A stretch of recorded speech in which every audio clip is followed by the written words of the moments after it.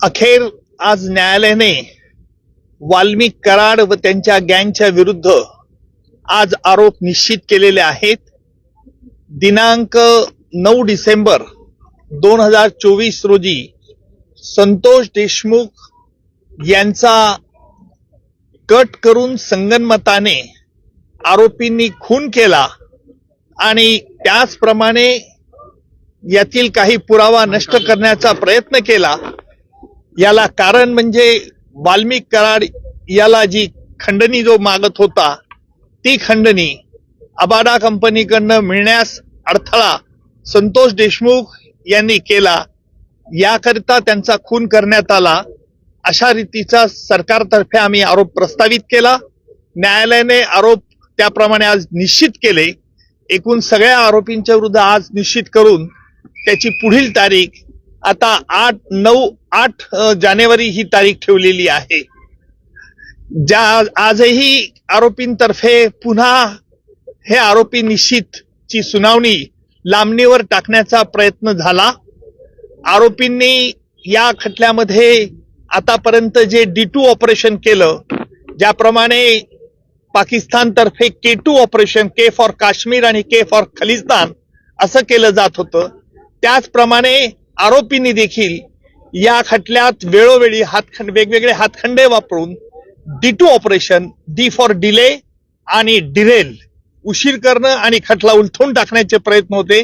त्याला आज आरोप निश्चित झाल्यामुळे या प्रयत्नांना चाप बसलेला आहे आणि यापुढचं सुनावणी, यापुढे जी 9 तारखेला सुनावणी आहे त्यामध्ये सरकारतर्फे कागदपत्र ज्यांच्यावरती प्रॉसिक्युशन भिस्त ठेवत आहे ती कागदपत्र आरोपीला मान्य आहेत किंवा अमान्य आहे याच्याकरता विचारलं जाईल। त्याच्यानंतर साक्षीदारांची यादी दिली जाईल आणि प्रत्यक्ष पुराव्याचं काम लवकरच सुरू होईल। आरोपींच्या वतीने वारंवार वकील बदलले जात होते, त्याबद्दल देखील आज कोर्टाने नाराजी व्यक्त केली, काय नेमकं? त्यालाच आम्ही आज आक्षेप घेतला की आरोपींतर्फे जे वेळोवेळी वकील बदलण्याचा त्यांना अधिकार आहे, नाही असं नाहीये, परंतु वेगवेगळ्या 30 कारणं ही पुन्हा पुन्हा न्यायालयापुढे मांडण्यात येत होती। म्हणून आम्ही न्यायालयाला विनंती केली की न्यायालयाने यापूर्वी देखील या त्यांच्या म्हणण्यावरती त्यांचं म्हणणं ऐकलेलं आहे, त्यामुळे न्यायालयाने यावरती निश्चित प्रकारचा आदेश द्यावा।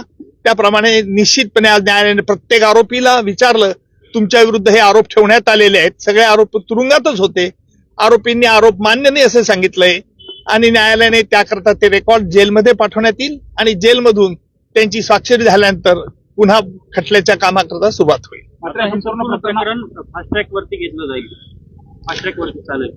आता आपण बघितलं असेल की आज आरोप निश्चित करण्याकरता किती महिने वेळ लागला। न्यायालयाला वेळ द्यावा लागतो कारण वेगवेगळ्या कायदेशीर बाबी हरकती घेऊन हा खटल्याबद्दल आरोपी लांबवण्याचा प्रयत्न करतात हे स्पष्ट होत होतं, परंतु कायद्यामुळे त्यांना संधी द्यावी लागते आणि म्हणून फास्ट ट्रॅक कोर्ट असो का स्लो ट्रॅक कोर्ट असो, परंतु खटला लवकरात लवकर चालवण्याचा प्रयत्न सरकारतर्फे होईल।